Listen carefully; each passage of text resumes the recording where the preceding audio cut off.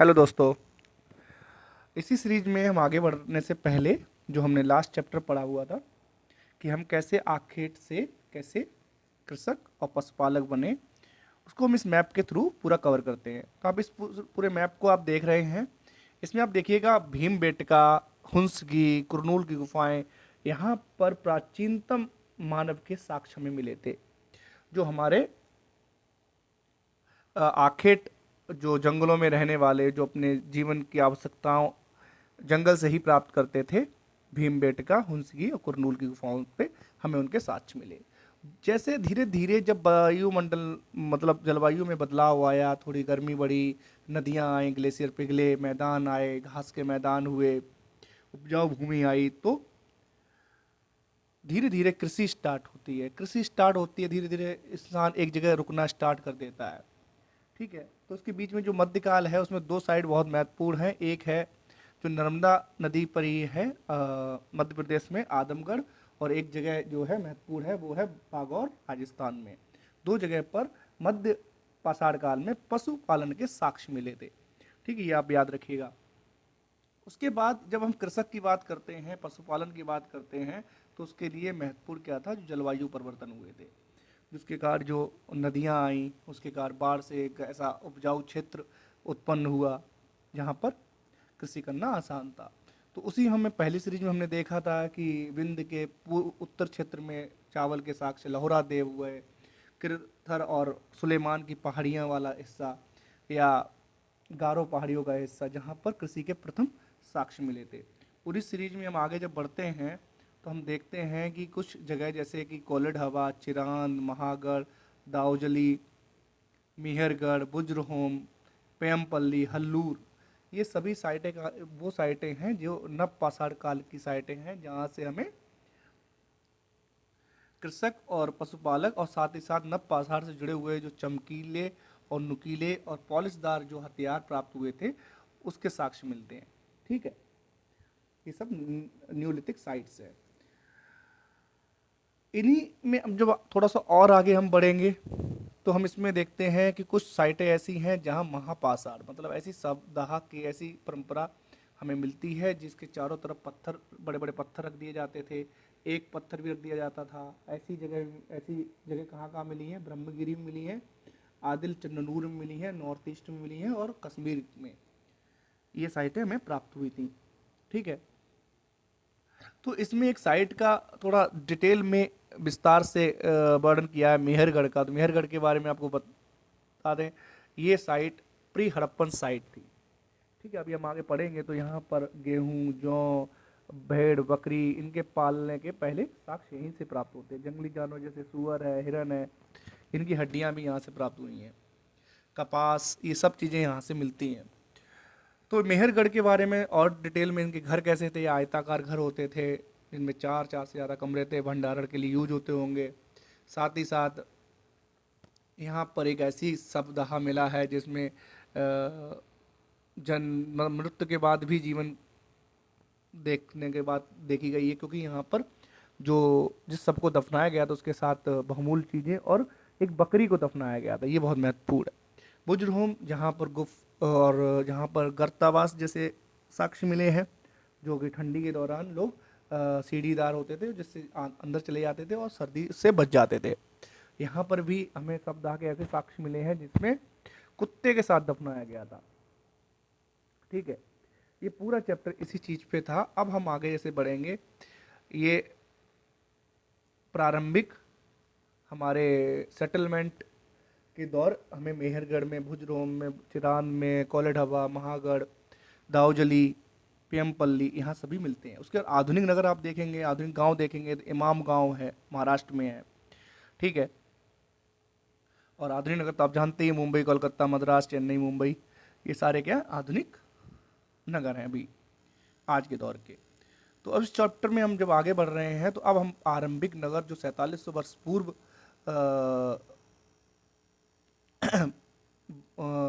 बने थे उनके बारे में हम देखेंगे। अब एक क्वेश्चन यहाँ से बन सकता है कि नव पाषाण युग के जो पूरे इंडिया से बाहर पूरे विश्व में एक जगह है, चताक ह्यूक, ये तुर्की में है, ये याद रखिएगा। ये नव पाषाण युग से संबंधित एक प्रसिद्ध वो जगह है। ठीक है। नेक्स्ट यहाँ पे आपको देखिएगा ये वाला हिस्सा चैप्टर आ गया है आरंभिक नगर। तो आरंभिक नगर की हमने सबसे पहले सिंधु घाटी जो सिंधु नदी है उसके आसपास एक सभ्यता उत्पन्न हुई थी जिसको हम सिंधु घाटी सभ्यता या एक साइट सबसे पहले खोजी गई थी हड़प्पा, उसके आधार पर इसको हड़प्पा सभ्यता के नाम से जानते हैं। इसका विस्तार मैंने यहाँ पे दिखाया गया, आप देख सकते हैं। नॉर्थ में मांडा जम्मू कश्मीर में, ईस्ट में आलमगीरपुर उत्तर प्रदेश में, सुटका गैंडोर बलूचिस्तान पाकिस्तान में, और नर्मदा रिवर तक फैला हुआ था विस्तार पूरा। कभी ये विस्तार करने लिखने को आ जाए हड़प्पा में तो आप ये वाला मैप बना दीजिए, तो इससे एक आइडिया लग जाएगा कि हड़प्पन सभ्यता कहाँ तक फैली थी, ये आरंभिक नगर कहाँ तक देखे गए थे। तो हड़प्पा की कहानी को हम यहाँ पर मैप के, अब देखिए हड़प्पा से क्वेश्चन ज़्यादातर किससे आएगा, उसके धर्म से रिलेटेड आएगा, वो क्या खाते थे इससे रिलेटेड आ सकता है, वो किस तरीके के मेटल्स यूज करते थे, उनके कौन कौन से पशुओं के बारे में जानकारी थी, इससे क्वेश्चन आएगा। कौन सी साइट कहाँ है, किस प्रदेश में है, उनसे रिलेटेड कोई क्वेश्चन आ सकता है। ठीक है, तो हम उसी तरीके से इस पूरे चैप्टर को पढ़ते हुए चलते हैं। तो कहानी देखिए यहाँ पे हड़प्पा की कहानी। हुआ क्या था कि बहुत समय पहले जब अंग्रेज रेलवे लाइन बिछा रहे थे, तो अंग्रेज जब रेलवे लाइन बिछा रहे तो जो नॉर्थ वेस्ट फ्रंटियर है हमारा, जो पंजाब का एरिया है और लाहौर का एरिया है, उस एरिया में काम चल रहा था रेलवे का। रेलवे की लाइन बिछाते हुए उन्होंने देखा कि कुछ खंडर हैं जिनमें ईंटें हैं। तो शुरुआत में जो सिविल वहाँ अधिकारी थे उन्होंने इस बात को समझ नहीं पाई ये क्या चीज़ है। वो बहुत सारे हड़प्पन सभ्यता जो के अवशेष थे, उनकी जो ईंटें थीं जो अभी भी मौजूद थी, उनका उपयोग उन्होंने रेलवे पटरी बनाने में कर लिया। ठीक है, इससे बहुत सारी इमारतें पूरी तरह नष्ट हो गई। लेकिन उसके कुछ 80 साल बाद, लगभग 1920-1921 का दौर था, जब एक भारतीय, इनका नाम दयाराम साहनी, दयाराम साहनी ने 1920 में एक जगह ढूंढी और इस जगह का नाम था हड़प्पा। यहाँ उन्होंने देखा कि ये चीज़ तो ऐसी है जो और भी जगह पे इसी तरीके के साक्ष्य मिल रहे हैं।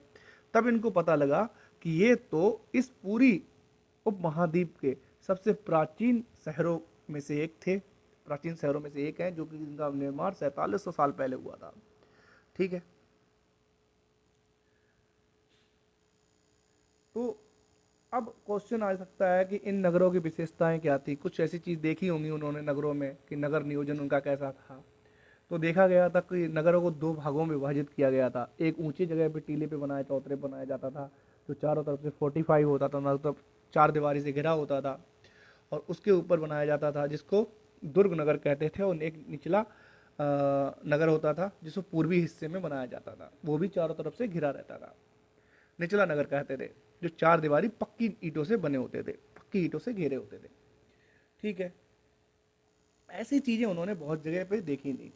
उसके साथ ही साथ आप देखिएगा कि जो नगर दुर्ग होता था, जो ऊपर वाला हिस्सा होता था, ऊंचा हिस्सा, उसमें प्रमुख इमारतें बनाई गई थी। तो इन्हीं में से मिसाल के तौर पे आप देख सकते हैं, इसमें उन्होंने दिया है कि मोहनजोदाड़ो में एक खास तालाब बनाया गया था, एक स्नानागार जिसे महान स्नानागार का नाम दिया गया, वो बनाया गया था। उसको बनाने के लिए उनके नॉर्थ और साउथ में सीढ़ियाँ भी बनाई गई थी, वो आपको दिखाऊंगा कैसे। उसमें प्लास्टर, नीचे ईट पक्की ईंटें बिछाई गई थी, उसके ऊपर प्लास्टर चारकोल की परत चढ़ाई गई जिससे रिसाव कम हो। तो पानी भरने के लिए कुएं का उपयोग करते थे। उसके चारों तरफ कमरे बनाए गए थे। फिर सरोवर में उतरने के लिए दोनों तरफ सीढ़ियाँ बनाई गई थी। पानी कुएं से भरा जाता था, बाद में इसको एक होल द्वारा खाली कर दिया जाता था। तो ऐसा लगता है कि जैसे एक विशिष्ट अवसरों पर इसका उपयोग करते थे स्नान के लिए। ठीक है, अब कुछ साइटें हैं उनको हम देख लेते हैं। ये मैप आप लोग नोट में रख लीजिए। देखिए, अब मैं कुछ स्पेशल हैं उनको देख लेते हैं। कालीबंगा, कालीबंगा राखीगढ़ी, राखीगढ़ी कहाँ पे है, ये हरियाणा में है। कालीबंगा राजस्थान में है। गनबेरी वाला ये पाकिस्तान में है। चानू दाड़ो ये भी पाकिस्तान में, बस ये याद रखिएगा सिंधु के किस साइड में है, लेफ्ट साइड में, और मोहनजोदड़ो से नीचे है। कभी कभी इसका अरेंजमेंट पूछ सकते हैं वो। मोहनजोदड़ो और हड़प्पा, हड़प्पा देखिएगा रावी नदी के तट पर स्थित है, और किस तरह स्थित है, उसके लेफ्ट साइड में नीचे, और ये पाकिस्तान में ही है। उसके अलावा देखिए सुत को, सुत का कोहो, ये भी बलूचिस्तान में है, और और उधर चले जाएंगे तो हमें मेहरगढ़ जो कि प्री हड़प्पन साइट थी उसमें, हड़प्पा को हमने 3 भागों में विभाजित किया है काल के आधार पर, pre Harappan, mature Harappan and later Harappan, मतलब प्रारंभिक हड़प्पा, विकसित हड़प्पा और उत्तर हड़प्पन साइट। ये सारी सारी जो हम साइट बात कर रहे हैं ये मैच्योर हड़प्पन साइट्स की बात हो रही है। इसमें एक धौलावीरा है, धौलावीरा के बारे में यहाँ पे क्या थे, मैदान, खेत मैदान मिले थे, खेल के मैदान है, एक जलाशय यहाँ पे मिलता है, बड़े बड़े पत्थरों में जो उनके सांकेतिक अक्षर थे उनके निशान मिलते हैं। लोथल, लोथल क्या था, बंदरगाह था इनका एक। सुरकोतरा, ये सब कहाँ गुजरात में है, तो आपको ये सब याद रखने हैं बस, ठीक है। अब देखिए इसमें 2 साइटों के बारे में उन्होंने बात की है, कालीबंगा और लोथल। तो हम जैसे जैसे पढ़ते जाएंगे हमें क्या है ना, जल्दी जल्दी पढ़ना है, तो पीसीएस के लिए आपको एक महत्वपूर्ण चीज़ ये होती है कि जैसे कालीबंगा है, लोथल है, तो इनकी खुदाई किसने की, किसने इसको खोज के निकाला, किस नदी के किनारे है, यहाँ से कौन कौन सी चीज़ें महत्वपूर्ण पाई गई हैं, तो चार्ट है उसको आप कवर कर लीजिए इसमें, ठीक है। दृष्टि की जो नोटबुक है उसमें बहुत बढ़िया से इसका चार्ट दिया हुआ है, उसको आप रीड आउट कर सकते हैं इसके लिए। यहाँ से जो चीज़ें हमें मिलेंगी वो हम केवल एनसीईआरटी भी यहाँ पे देख रहे हैं। तो कालीबंगा, लोथल जैसे अन्य नहरों, अग्निकुंड मिले हैं, मतलब अग्निकुंड मतलब ये एक प्राकृतिक यज्ञ करते होंगे, यज्ञ की पूजा होती होगी डेफिनेटली, अग्निकुंड का काम वही होता है, हम हवन हवन करते हैं, बहुत सारे काम होते होंगे, यहाँ संभवतः यज्ञ किए जाते होंगे। अब यहीं से क्वेश्चन देखिए, मैं आपको जब क्वेश्चन कराऊंगा तो यहीं से क्वेश्चन बनेगा इसी लाइन से, क्योंकि हम जल्दी जल्दी पढ़ लेते हैं और इसको समझ नहीं पाते हैं तो वो क्वेश्चन गलत होगा, और इसको अगर समझ गए तो क्वेश्चन बहुत ईजी हो जाएगा। यूपीएससी ने पूछा है, हड़प्पा, मोहनजोदड़ो और लोथल जैसे कुछ नगरों में बड़े बड़े भंडार गृह भी मिलते हैं, अन्नागार, ठीक है। आपको देखिए यहाँ पे जो विशाल स्नानागार था उसके उत्तर और दक्षिण में उतरने के लिए सीढ़ियाँ बनाई गई थी, और प्रॉपर इसका इसमें देखिए इनका भवन है, नाले हैं, सड़कें। आमतौर पर जो भवन थे वो 1 या 2 मंजिले होते थे। विशेषताएं बताते हुए चलते हैं हम इसमें। घर के आंगन के चारों ओर कमरे बनाए जाते थे, उनमें स्नानागार होता था, कुएं भी होता था उसके अंदर, तो यहाँ से भी क्वेश्चन बनता है, ठीक है। फिर कई नगरों में ढके हुए नाले मिलते थे, ड्रेनेज सिस्टम बहुत विकसित था, नाले उनमें मैन होल बनाए जाते थे जाके आसानी से, और ऐसे ढलान के साथ बनाए जाते थे और ऐसे सीधी लाइन बनाए जाते थे, और जो मकान थी उसकी दीवार को उसके साथ जोड़ दिया जाता था, ताकि जो स्नानागार अंदर का जो उनका बाथरूम वाथरूम का जो पानी है वो उस नाले में जाके गिर सके। साथ में एक हौदी भी वहाँ बनाई जाती थी जिससे मलबा वहीं रुक जाए, पानी बाहर चला जाए और बाद में मलबे को बाहर निकाल दे। बहुत ही विकसित तरीके से उन्होंने डिजाइन किया था इसको, और बाद में बड़े नाले से मिल सकें, ठीक है। आगे चलते हैं, नगरीय जीवन कैसा था। हड़प्पा के नगरों में बड़ी चहल पहल रहती थी। नगर में क्या होता है, ट्रेड, सबसे महत्वपूर्ण चीज़ क्या होती है, व्यापार। नगरों में लोग अपनी अपनी दुकानें रखते हैं, सामान खरीदते हैं और रिटेल दुकान पर उसको बेच दिया जाता है, ठीक है। होलसेल में लाते हैं, फिर रिटेलर्स उनको अपनी दुकान से उनको बेचते हैं। तो यही काम क्या होता था कि मैन्युफैक्चरिंग हो रही है, शिल्पकारी हो रही है, सीपियाँ बन रही हैं, अलग अलग मर्तबान बन रहे हैं, ठीक है, अलग अलग मनके बन रहे हैं, बाट बन रहे हैं, जो चट नामक पत्थर से बाट बनता है वो बनाया जा रहा है, खूबसूरत सोने चांदी के आभूषण बन रहे हैं, और इसके लिए बहुमूल पत्थर है, ये धातु दूर दूर से लाया जा रहा है, तो व्यापार हो रहा है। इन सब के लिए नगर में रहने वाले लोग ही ये सब करते हैं, ये सब उनकी खासियत होती है। यही हड़प्पा सभ्यता में भी हो रहा था। हमने वहाँ पर सांकेतिक लिपि में लिखी हुई लिपि पाई है मोहरों के ऊपर, तो कोई ना कोई लिपिक होगा उसके लिखने के लिए, ठीक है, तो शायद उन पर चीज़ें लिखते होंगे, लेकिन अभी तक उसको पढ़ा नहीं जा सका है, कोई भी पढ़ नहीं पाया उस लिपि को आज तक, जिससे कि हमारे पास जो हड़प्पा सभ्यता के बारे में जो इन्फॉर्मेशन है वो लिमिटेड ही है, ठीक है। इसके अलावा नगरों में शिल्पकार, स्त्री पुरुष भी रहते थे, जो अपने घरों में किसी उद्योग स्थल में तरह तरह की चीज़ें बनाते होंगे, उपयोग की चीज़ें बनाई जाती हैं। जैसे आप देखिए आयताकार मोहर है, इसमें एक सींग वाला एक बैल को दिखाया गया, गेंडे को दिखाया गया है। यहाँ पे टेराकोटा के जो मिट्टी है, मिट्टी को पका के जो खिलौने बनाए जाते हैं उनको दिखाया गया है, ठीक। अब देखिए नगर और नए शिल्प, तो मनके बनाए जा रहे हैं, फलक बनाए जा रहे हैं, बाट बनाए जा रहे हैं। तो बाट मैंने आपको बताया था स्पेशल टाइप के पत्थर से बनाया जाता था, जिसको चार्ट पत्थर बोलते हैं, चार्ट नामक पत्थर से बनाए जाते थे। कार्नियन पत्थरों से, जो कि लोथल से प्राप्त होते थे, उनको काट के क्या मनके बनते थे, उनमें छेद करके धागे डालकर मालाएं बनाई जाती थी। अब हड़प्पा सभ्यता के लोग पत्थर की मोहरें बनाते जो आयताकार होती थी। ये पत्थर की मोहरें ज़्यादातर सेल खड़ी की बनती थी। किसकी बनती थी? सेल खड़ी की। ठीक है। हड़प्पा सभ्यता के लोग काले रंग से डिजाइन किए हुए, हमने पहले बताया था, लाल कलर का मृदभाड़ पोट, उसको काले कलर से डिजाइन किया जाता था। ये महत्वपूर्ण चीज़ है, इसको याद रखिएगा इस लाइन को। उसके बाद देखिएगा कि मेहरगढ़ के पास कपास की खेती भी होती थी, और मोहनजोदड़ो से कपड़े के कुछ अवशेष चांदी के एक वर्तमान में फूलदान में मिलते हैं हमें। ठीक है। आप यहाँ पे देखते हैं पकी हुई मिट्टी और फेंस से बनी हुई कतलियाँ सूत कताई का संकेत भी देते हैं। इसका मतलब दे नो अबाउट द कपास कॉटन, और कॉटन से वो कपड़ा बनाना भी जानते थे। तो उसका साक्ष्य आप इस मूर्ति में देख सकते हैं। इसको एक महत्वपूर्ण मूर्ति थी ये, एक पुजारी की मूर्ति के रूप में इसको देखा गया था। ठीक है। मोहनजोदड़ो से मिली थी ये मूर्ति, याद रखिएगा। इसमें कढ़ाईदार वस्त्र को त्रिफलिया फूल से सजाई हुई एक शॉल ओढ़े हुए हैं, जो कि उनके बाएं कंधे के ऊपर से और दाएं कंधे के दाएं हाथ के नीचे से डाली हुई है। दाढ़ी देखिए कितनी वेल सेटेड है, और नाक कितनी लंबी है। कानों को बेहतरीन तरीके से बनाया गया है। सिर पर एक अ, टीका भी बांधा हुआ है, एक पट्टा बांधा हुआ है जो बीच में फूल भी है। आंखें थोड़ी सी खुली हुई हैं, जैसे ध्यान की मुद्रा में हो। ओंठ हल्के से खुले हुए, हाथ पे बाजूबंद है। तो इस तरीके से क्वेश्चन कभी आ जाए तो इस तरीके से आप इसके शिल्प के बारे में भी लिख सकते हैं, सभ्यता के बारे में।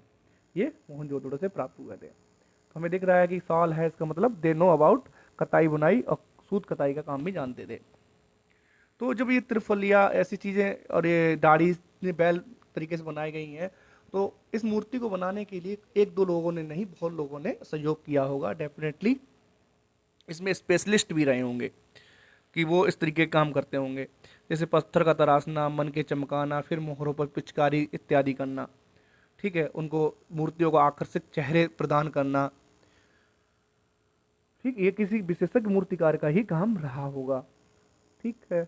हम क्लास 6 की एनसीईआरटी पढ़ रहे हैं, तो हमें बस बेसिक बेसिक मोहर हड़प्पा सभ्यता के बारे में चीज़ें पता लग रही हैं, क्या क्या हो रहा था।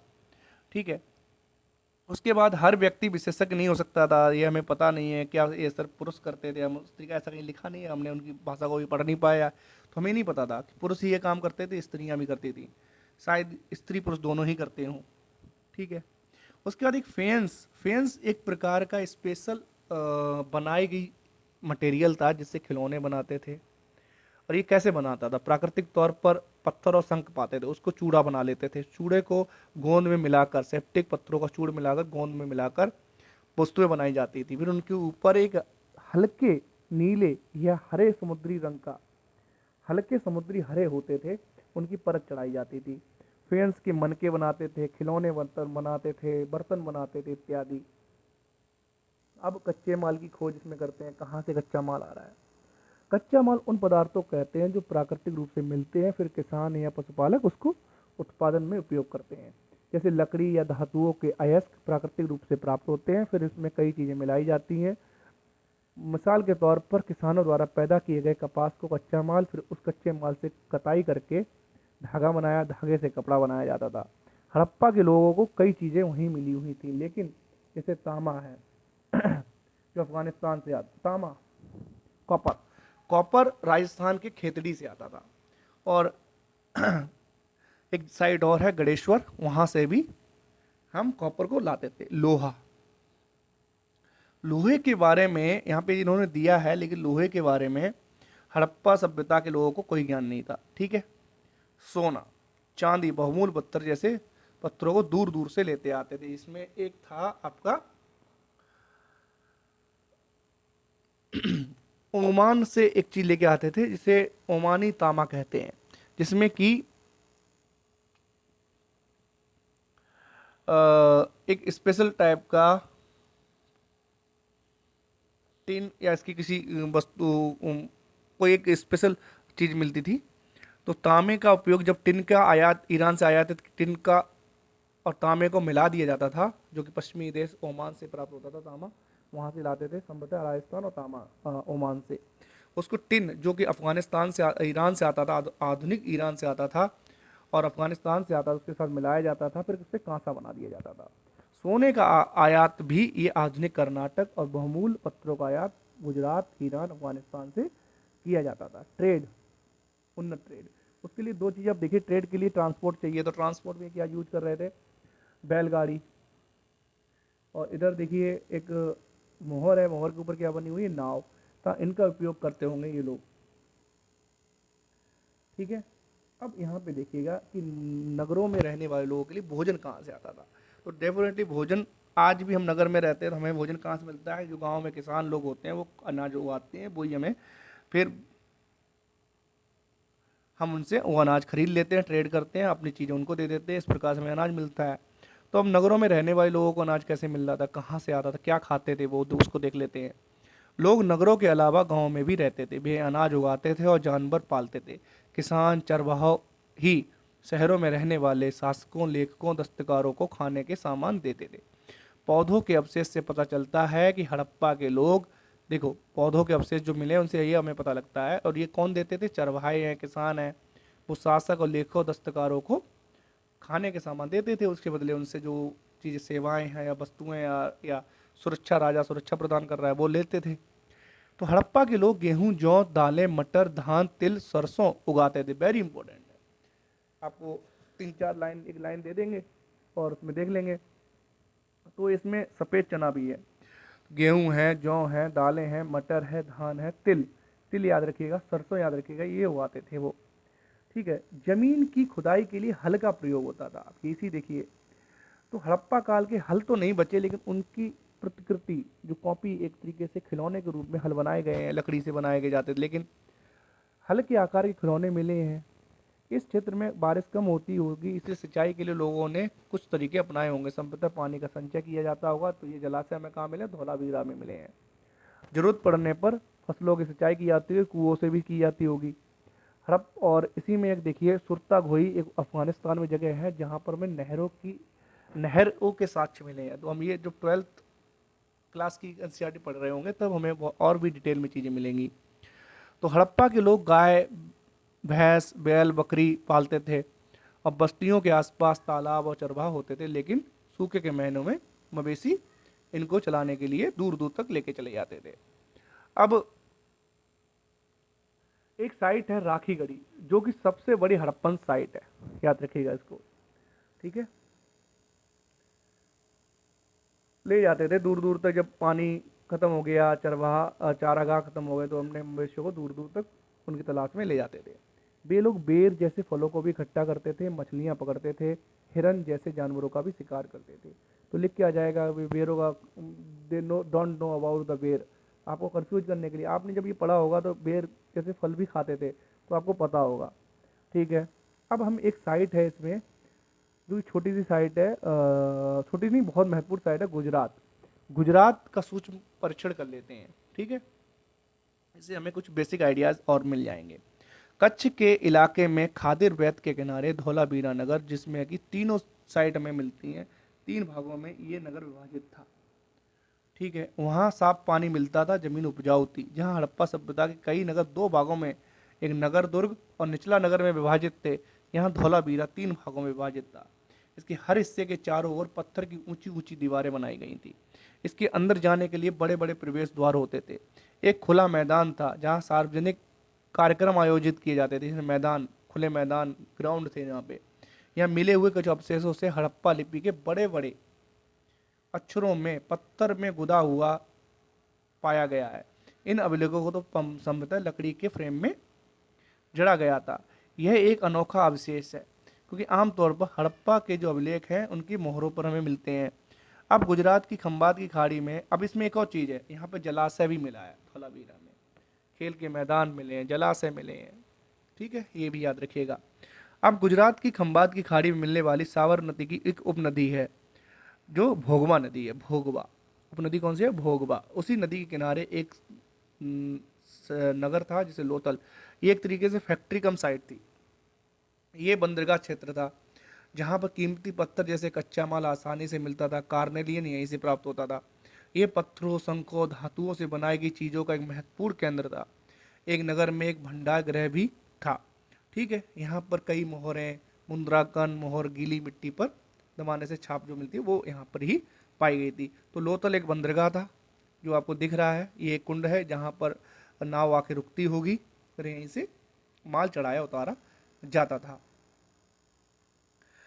यहाँ एक इमारत मिली है जहाँ संभवतः मनके बनाए जाते थे, क्योंकि वहाँ पर पत्थर के टुकड़े, अध बने मनके बनाने वाले उपकरण जैसे तैयार मनके भी वहाँ मिले हैं।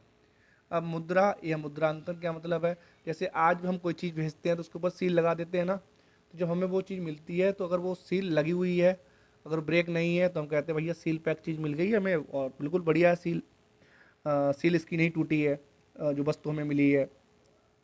ठीक है, उसी प्रकार पहले क्या करते थे, मिट्टी, स्पेशल मिट्टी का उस पर एक लेप लगाते थे, उसके ऊपर उस मोहर से दबा देते थे। तो अगर वो उसी अवस्था में वहाँ तक पहुँचती थी दूसरे व्यापारी तक, तो उसमें कोई छेड़छाड़ नहीं हुई है, हम ये मान लेते हैं। जैसे हम आजकल ई कॉमर्स साइट से कुछ ही मंगाते हैं, अगर वो हमें पैकेजिंग सही से मिलती है तो हम सोचते हैं कि बिल्कुल हमारा जो भी मटेरियल आया है सुरक्षित आया है, वही चीज़ है ये।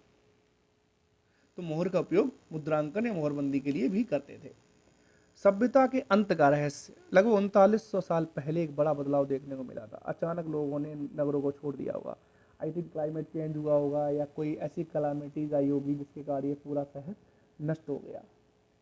लेखन, मोहर, बाटों का प्रयोग बंद हो गया। दूर दराज से कच्चे माल काफ़ी कम हो गए। मोहनजोदड़ो में सड़कों पर कचरे, प्राकृतिक आपदा ही होगी कोई ना कोई, जो एक साथ पूरी क्षेत्र को बर्बाद करती है। जल निकासी प्रणाली नष्ट हो गई। सड़कों पर झुग्गी नुमा झोपड़ियाँ बनने लगी। ट्रेड रेट सब बंद हुआ डेफिनेटली। कुछ विद्वानों का मत है कि नदियाँ सूख गई थी, कुछ का कहना है जंगलों का विनाश हो गया था। इस कारण ये भी हो सकता है ईंट पकाने के लिए ईंधन की जरूरत पड़ती है। इसके अलावा मवेशियों के बड़े बड़े झुंडों से बंदरगाह और घास वाले मैदान समाप्त हो गए थे। कुछ इलाकों में बाढ़ आ गई थी, लेकिन इन सब कारणों से स्पष्ट नहीं होता है कि इतनी बड़ी नगरीय सभ्यता कैसे अंत हो गई। डेफिनेटली कोई ना कोई बाढ़ या नदियों के सूखने का असर कुछ क्षेत्रों में ही होता है। तो कोई महामारी हुई होगी, कोई युद्ध, ऐसा कुछ हुआ जरूर होगा जिससे ये पूरा क्षेत्र बर्बाद हो गया। ऐसा लगता है शासकों का नियंत्रण समाप्त हो गया है। जो भी हुआ हो, परिवर्तन का असर बिल्कुल साफ दिखाई देता है। आधुनिक पाकिस्तान के सिंध और पंजाब की बस्तियां उजड़ गई थीं। कई लोग पूर्व और दक्षिण के इलाकों में नई और छोटी बस्तियों के रूप में जाकर बस गए। जैसे जोरवा बस्ती है। इसके बाद की जो कांस उत्तर कांस युगीन बस्तियां हैं वो हम देखेंगे। जोरवा बस्ती है, इमाम गांव की तरफ चले बस्तियां। तो उसके लगभग 1400 साल बाद कुछ नए नगरों का विकास हुआ, जिसको हम आगे देखेंगे। 1400 साल बाद मतलब नियर अबाउट 2500 ईसा पूर्व में। वो बस्तियां कौन सी थी? वो गंगा नदी के किनारे किनारे जो महाजनपद उदय होते हैं उनके बारे में है। ठीक है, अब ये पिरामिड के बारे में थोड़ी सी जानकारी दी है, इसको हम देख लेते हैं कि अपने एटलस में हमने मिस्र कहाँ है? अफ्रीका में है। अफ्रीका के उत्तर पूर्वी हिस्से में है, जहाँ पर स्वेज नहर है। ठीक है, नील नदी के आसपास वाले इलाकों को छोड़कर मिस्र का अधिकांश भाग रेगिस्तान वाला है। लगभग 5000 साल पहले मिस्र में शासन करने वाले राजाओं ने सोना, चांदी, हाथी दांत, लकड़ी और हीरा जवाहरात लाने के लिए अपनी सेनाएं दूर दूर तक भेजी थीं। इन्होंने बड़े बड़े मकबरे बनाए जिन्हें पिरामिड कहा जाता है। राजाओं के मरने के बाद उनके शवों को इन्हीं पिरामिडों में दफनाकर सुरक्षित रखा जाता है, जिन्हें मम्मी कहा जाता था। तो फराव वहाँ के राजा होते थे, उनको यहाँ दफनाया गया था। पिरामिड अजूबों में से एक अजूबे हैं, जिस सात अजूबे हैं दुनिया के, उनमें से एक है। इन सबों को मम्मी कहा जाता है। इनके सबों के साथ भी अनेक चीज़ें दफनाई जाती, जैसे खाद्यान्न, पेय, वस्त्र, गहने, बर्तन, वाद्य यंत्र, हथियार, जानवर। मतलब वो जीवन के बाद भी जीवन की उम्मीद करते थे कि मरने के बाद भी कहीं ना कहीं जीवन होगा, तो ये सब चीज़ों का उपयोग करेगा व्यक्ति। कभी कभी सब के साथ उनके सेवक और सेवकाओं को भी दफनाया जाता था।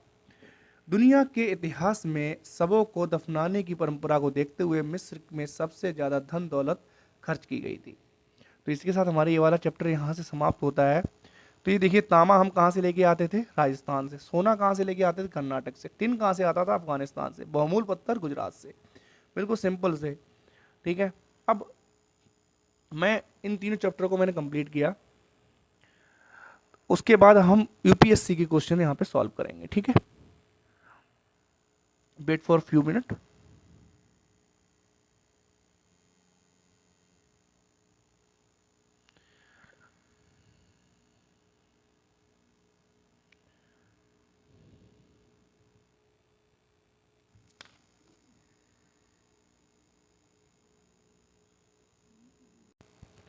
तो ये पहला क्वेश्चन देखिएगा, 2011 में आया है।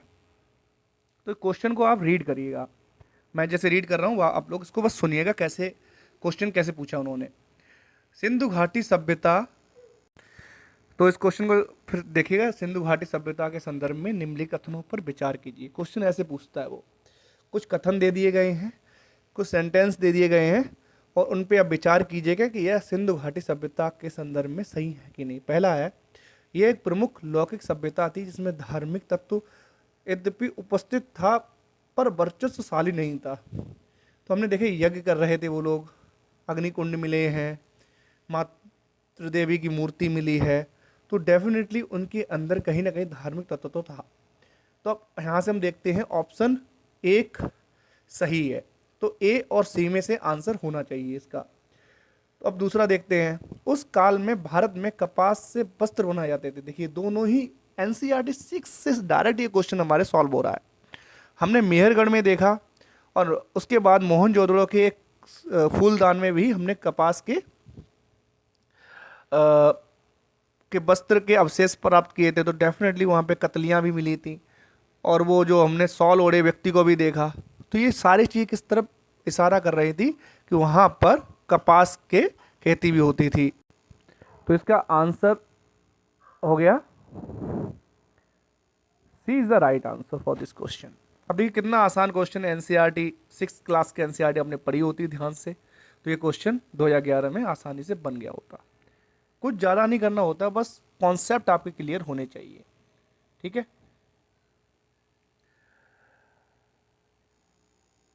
नेक्स्ट क्वेश्चन देखिएगा, ये क्वेश्चन भी बहुत ही अच्छा है कि निम्नलिखित 2013 में पूछा गया कि निम्नलिखित में से कौन से लक्षण सिंधु सभ्यता के लोगों का सही चित्रण करते हैं, सही चीज बताते हैं सिंधु सभ्यता के लोग। पहला है, इनके पास विशाल महल और मंदिर होते थे।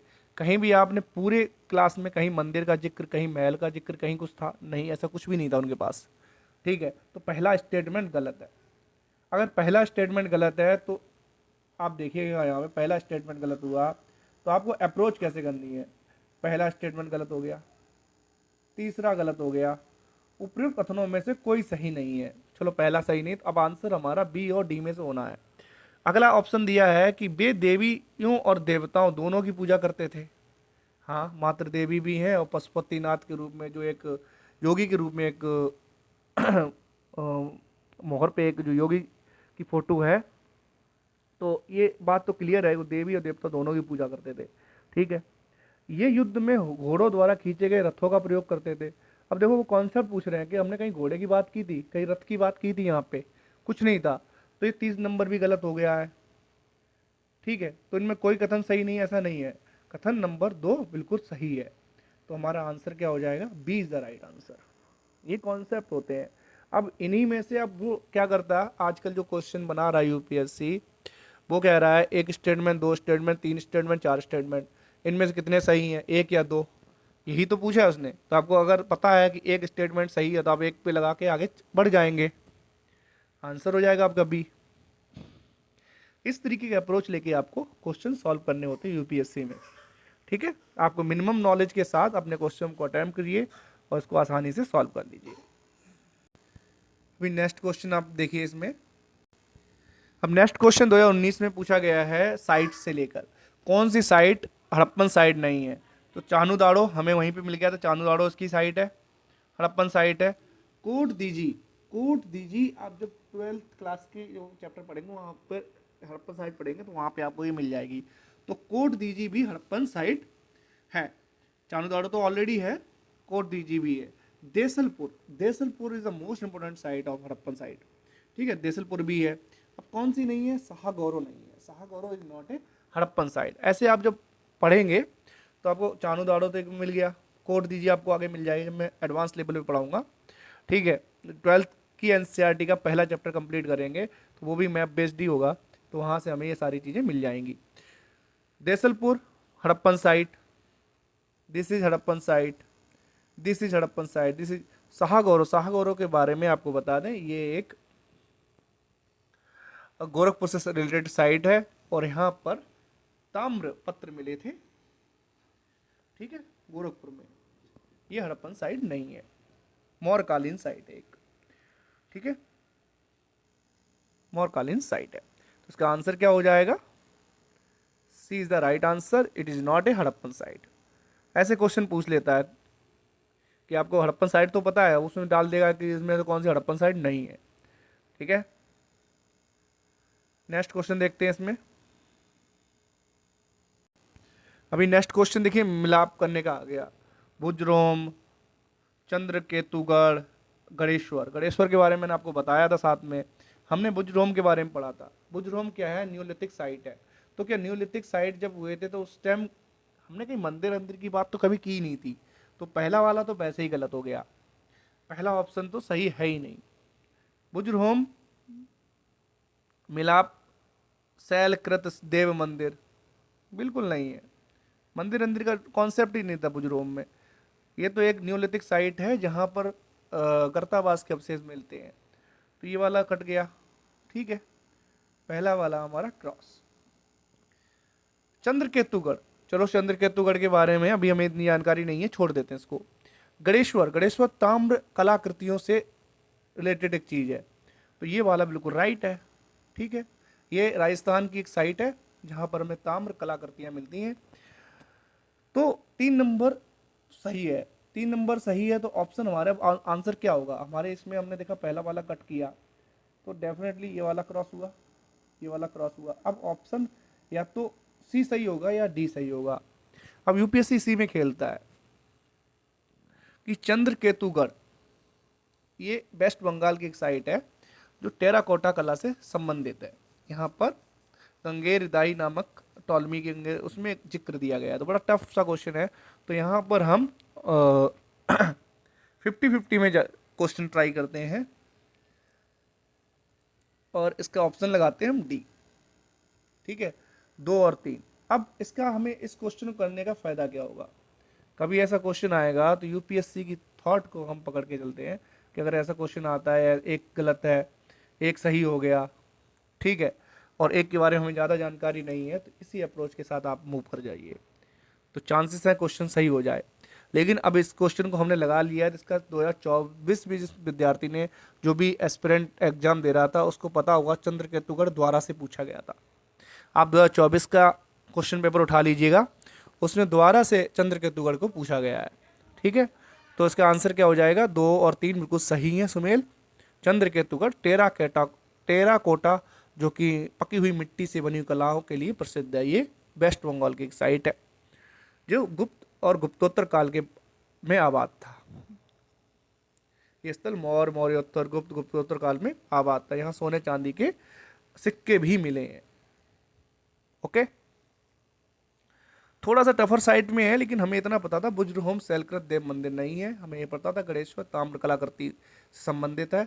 चंद्रकेतुगढ़ के बारे में हमें ज़्यादा जानकारी नहीं थी, वो हमने यहाँ से जानकारी प्राप्त कर लिया। अब इसी के हमारे नोट्स बनते हैं, हम बाकी सारे नोट्स बनाते चले जाएं तो वो कोई काम के नहीं बनेंगे नहीं, कितना याद करोगे। Next question. अब जिसकी मैंने बात की थी, मैंने अब जब आपको अग्निकुंड, यज्ञ और इनकी बात की थी, ये हड़प्पन साइट थे जहाँ पे अग्निकुंड मिले थे, यज्ञ का साक्ष्य मिल रहे थे, तो वहीं से क्वेश्चन उसने पूछ लिया है। पूर्व वैदिक आर्यों का धर्म प्रमुखता क्या था? तो पूर्व वैदिक आर्य कौन थे? हड़प्पन साइट वाले लोग, हड़प्पा सभ्यता के लोग। उनका धर्म प्रमुख क्या था? भक्ति। भक्ति ऐसा कॉन्सेप्ट हमें मिला नहीं। मूर्ति पूजा या यज्ञ, ये भी हमें नहीं दिख रहा था मूर्ति पूजा कर रहे हैं या यज्ञ कर रहे हैं। हाँ, प्रकृति की पूजा, मातृ देवी की, उर्वरकता की देवी की, इनकी पूजा करते हैं, ठीक है, और यज्ञ कर रहे थे जो अग्निकुंड भी थे। तो ऑप्शन इसका सीधा सीधा क्या हो जाएगा? यहाँ से देखिए कितना अच्छा क्वेश्चन पूछा यूपीएससी ने, और उसका कितना अच्छा आंसर यहाँ से उस बिटवीन द लाइन को आपने समझा होगा कि अग्निकुंड है, यज्ञ हो रहे हैं, उर्वरकता की देवी है, इसका मतलब प्रकृति की पूजा कर रहे हैं। योगी की मुद्रा में जो दिया गया उसके चारों तरफ डिफरेंट टाइप्स के एनिमल्स हैं, एक जंगल का सीन है, तो प्रकृति पूजा को बढ़ावा दे रहे थे। ठीक है, तो आंसर क्या हो जाएगा, C is the right answer for this question. कितना शानदार क्वेश्चन दिया है। ठीक है, प्रकृति पूजा एवं यज्ञ। मूर्ति पूजा कॉन्सेप्ट नहीं है, मंदिर नहीं थे वहां उस टाइम पर, तो किसकी क्या कर रहे होंगे, प्रकृति पूजा कर रहे थे। यज्ञ कैसे कर रहे होंगे, अग्निकुंड थे, यज्ञ कहाँ से थे, कालीबंगन और लोथल से मिले थे। इस तरीके से इनका आंसर आसानी से लगा सकते हैं। ठीक है,